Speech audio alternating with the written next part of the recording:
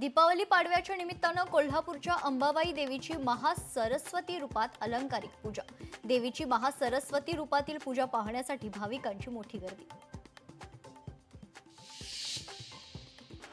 धाराशिव तुळजापुरात राज्यभरातील भाविक दाखल। दिवाळीनिमित्त तुळजाभवानी देवीच्या दर्शनासाठी रीक अवघी तुळजापूर नगरी भाविकांनी फुलली आहे।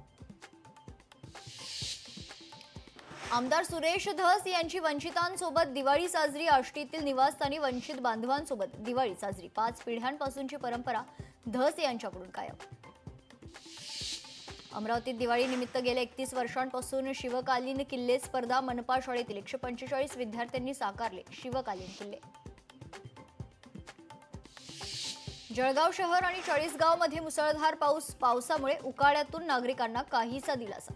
दिवाळी खरेदीसाठी आलेल्या नागरिकांची तारांबळ। धुळ्यातील दोंडाईच्या बसस्थानकामध्ये चोरी। बसमध्ये चढताना प्रवाशाच्या बॅगवर चोरट्यांचा डल्ला। बॅगेत 20 ते 22 लाखांचं सोनं असल्याची माहिती।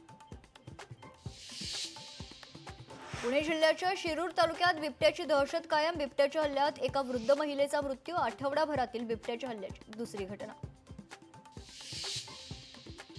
पुणे बेंगलोर महामार्गावर 4 चाकी गाडीला आग। आगीत 4 चाकी गाडी संपूर्ण जळून खाक। घटनेत कोणीही जखमी नाही।